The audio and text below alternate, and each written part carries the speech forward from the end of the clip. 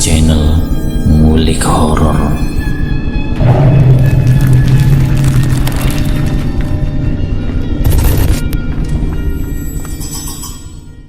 Assalamualaikum warahmatullahi wabarakatuh. Jumpa kembali di channel kami, channel Ngulik Horor. Channel kami menceritakan tentang kisah-kisah misteri yang mungkin bisa menemani agan-agan dan sista semua ya. Yuk, daripada kita lama-lama, langsung saja kita simak ceritanya.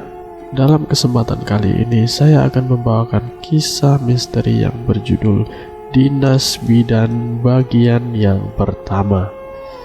Sebelum menceritakan pengalamanku ini, aku mau minta maaf kalau ada kesamaan tempat atau nama tokoh. Baiklah, sebenarnya aku tidak pandai bercerita, tapi aku rasa ini saat yang tepat untuk menceritakan ulang pengalamanku berdinas di sebuah puskesmas yang terletak di sebuah kampung terpencil. Oh ya, perkenalkan dulu, namaku Maya. Tentunya nama samaran ya. Aku tuh seorang bidan. Setelah lulus kuliah, aku sempat kerja di klinik. Sebenarnya klinik itu milik kakak iparku. Kalau kalian pernah ke Balaraja, klinik tempatku bekerja tidak jauh dari pasar Balaraja. Selama 2 tahun aku bekerja di sana.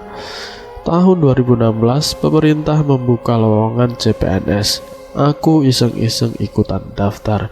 Sebenarnya aku hanya ingin tahu saja bagaimana tes CPNS itu dan tidak punya harapan tinggi bisa lolos tes. Tapi Tuhan berkehendak lain. Alhamdulillah aku lolos CPNS.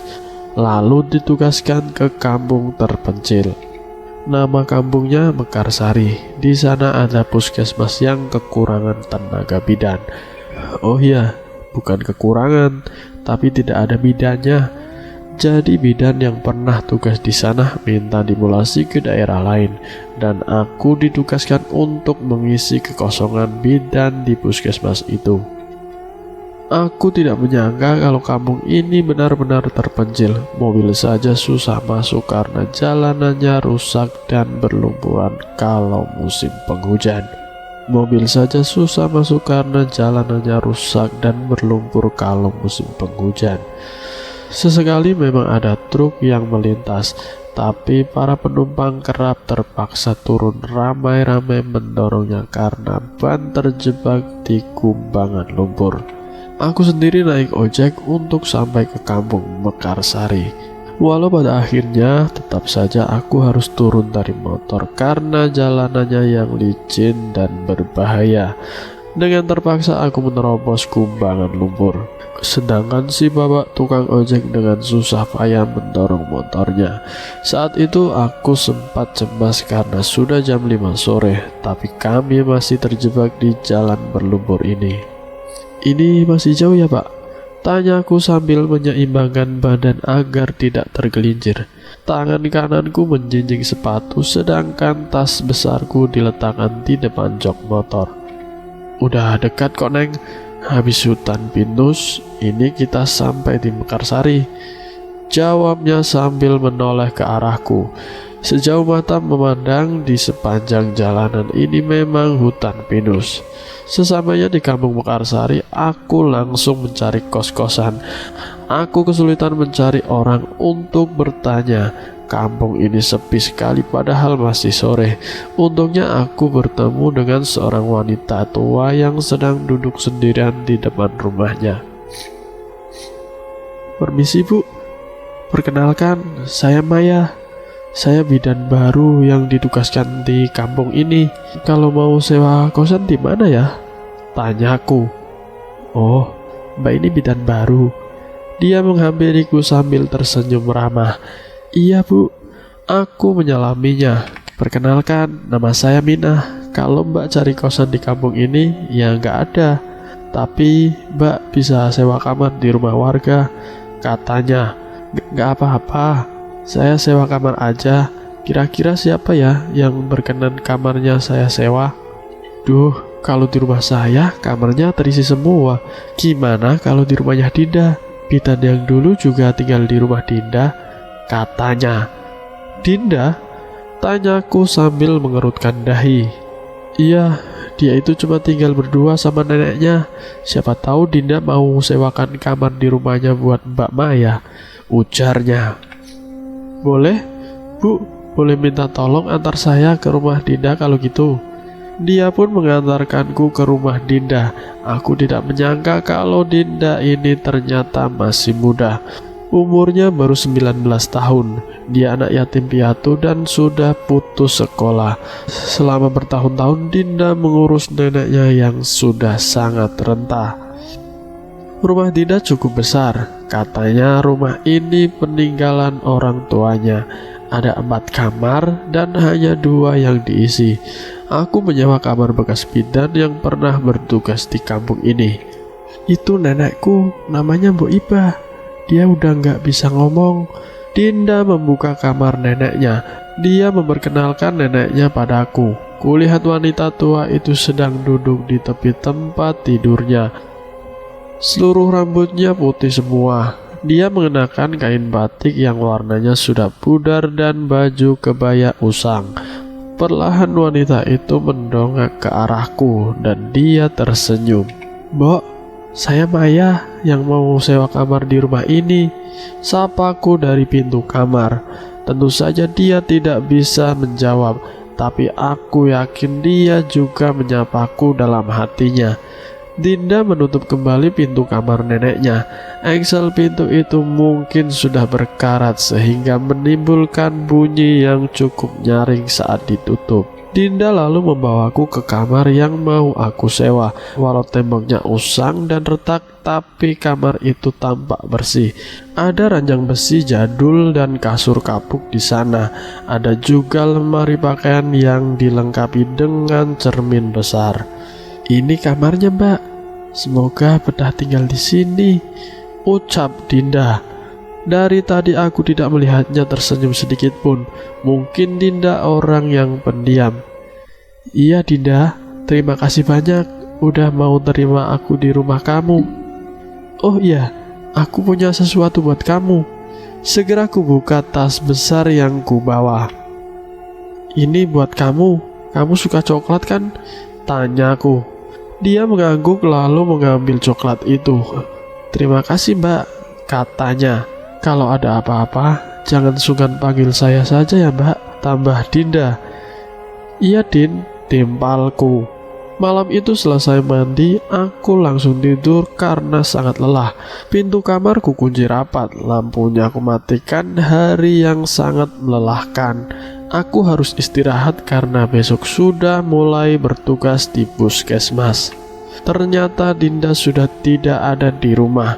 Dinda pernah cerita kalau dia belakangan ini bekerja sebagai pemetik jagung. Perkebunan jagung memang menjadi salah satu sumber mata pencarian warga kampung Mekarsari. Selesai sholat subuh, aku langsung mandi. Namun, sebelum berangkat ke kamar mandi, tak sengaja kulihat pintu kamar Mbok Ibah terbuka sedikit. Aku mendekati pintu itu untuk mencari tahu apakah Mbok Ibah sudah bangun atau belum. Mbok, sudah bangun. Ku dorong pintu kamar itu sedikit lalu melongokkan kepala. Mbok Ibah ternyata sudah bangun. Dia duduk di tepi tempat tidurnya sambil menunduk. Sudah nak, jawabnya dengan suara yang serak kering. Oh ya sudah kalau begitu Mbak, saya mau mandi dulu ya, kataku sambil tersenyum. Dia tidak menoleh kepadaku dan terus menunduk. Aku pergi ke kamar mandi. Air di kampung ini sangat dingin. Mungkin karena lokasi kampung ini dekat dengan pegunungan. Saking dinginnya, tubuhku seketika menggigil. Saat sedang mandi, tiba-tiba ada seorang memanggilku. Aku kenal itu suara Mbok Ibah. Nak, ini handuknya, kata Mbok Ibah dengan suaranya yang masih terdengar serak dan kering. Oh iya Mbok. Wah, jangan repot-repot. Aku sudah bawa handuk kok, Mbok. Timpalku dari dalam kamar mandi. Ku dengar dia malah terkekeh lalu berkata, pakai handuk Mbok saja. Gayung yang ku pegang seketika jatuh. Aku baru ingat kalau Mbok Iba ini kan sudah tidak bisa berbicara. Aku seketika terdiam, suaraku tercekat di tenggorokan. Suasana menjadi sangat mencekam. Di luar Mbok Iba masih memanggilku sambil menawarkan handuk. Ini pakai punya Mbok saja. Dari atas tembok kamar mandi, kulihat sebuah tangan yang menjulur panjang. Tangan itu menggenggam handuk warna biru. Jelas saja aku kaget hingga berteriak ketakutan sambil minta tolong. Aku jongkok sambil memeluk kaki. Aku tidak berani menatap ke atas. Untungnya sesaat kemudian ada yang menggedor pintu kamar mandiku. "Kenapa, Mbak?" "Itu suara Dinda." Segera aku kenakan handuk lalu membuka pintu. "Dinda, tadi Mbok kamu bisa ngomong, terus tangannya panjang banget." Nada bicaraku terburu-buru. "Masa sih, Mbak?" tanya Dinda sambil mengerutkan dahi. "Iya, Din, Mbak takut banget." Aku memegang tangan Dinda. "Mbok masih ada di kamar kok. Kalau nggak percaya, coba cek aja." Dinda mengajakku untuk melihat kamar Mbok Iba. "Takut, Din." Aku menggelengkan kepala. "Ayo, Mbak." Dinda memaksaku sambil menarik tanganku. Pelan-pelan ku dekati pintu kamarnya Mbok Iba. Dinda mendorong pintu itu. Di dalam sana kulihat Mbok Iba masih duduk di tepi tempat tidurnya. Dia menoleh ke arah kami lalu tersenyum sambil mengangguk ramah.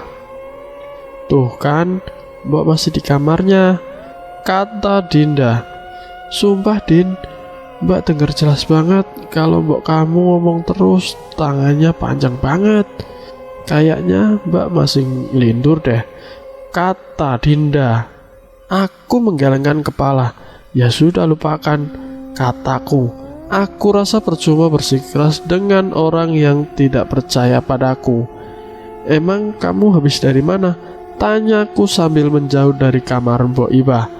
Aku mengalihkan pembicaraan sambil menjauh dari kamar Mbok Iba. "Aku tadi di belakang rumah, Mbak, habis bersih-bersih. Hari ini Mbak kerja ya?" tanya Dinda. "Ya, Din, Mbak mau ganti pakaian dulu ya. Mbak bidan kan?" Sebelum masuk kamar, Dinda malah bertanya lagi.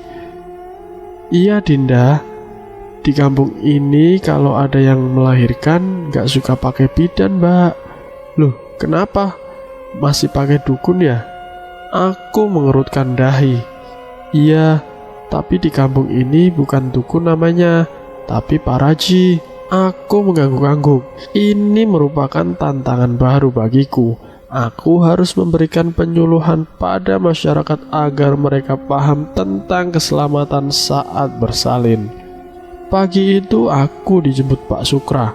Dia pegawai puskesmas. Pak Sukra pasti tahu dari warga kalau aku menyewa kamar di rumahnya Dinda. Aku pun diantar ke puskesmas yang jaraknya lumayan jauh dari rumah Dinda. Mungkin sekitar 15 menit perjalanan. Jalan menuju puskesmas juga rusak parah. Aku diboncengkan pakai motor bebeknya Pak Sukra. "Kenapa jalan di kampung ini rusak semua ya, Pak?"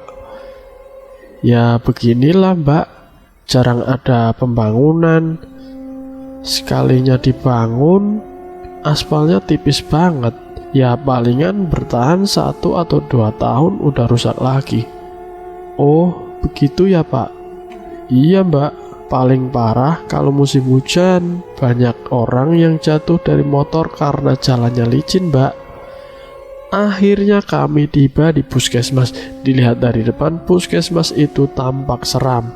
Temboknya berlumut, catnya juga sudah pudar. Ada pohon beringin besar di depan gedung puskesmas itu. "Kita sudah sampai, Mbak. Ini puskesmas Mekarsari," ucap Pak Sukra sambil tersenyum. "Pak, itu di belakang puskesmas siapa?" tanyaku sambil menuju ke arah wanita yang berdiri di halaman belakang gedung. Wanita itu menatap ke arah kami. Ia mengenakan daster dan tampak seperti sedang hamil tua. Dari tempat berdiri saat ini, aku masih bisa melihat wujud wanita itu dengan jelas. "Mana, Mbak?" Pak Sukra mencari sosok yang kutunjuk-tunjuk. Itu loh Pak, kayaknya dia lagi hamil tua. Aku masih melihat sosok itu. Anehnya Pak Sukra tidak melihatnya, padahal jelas-jelas wanita itu masih berdiri di halaman belakang puskesmas sambil menatap kami. Siapa wanita itu? Dan bersambung. Saya akhiri cerita ini sampai di sini dulu ya. Lain kesempatan akan saya lanjutkan bagian yang kedua. Terima kasih sudah mampir ke channel Ngulik Horor. Jika kalian tertarik dengan video kami, silahkan tekan tombol like, share, dan komen. Tekan subscribe untuk mengikuti video kami selanjutnya ya. Wassalamualaikum warahmatullahi wabarakatuh.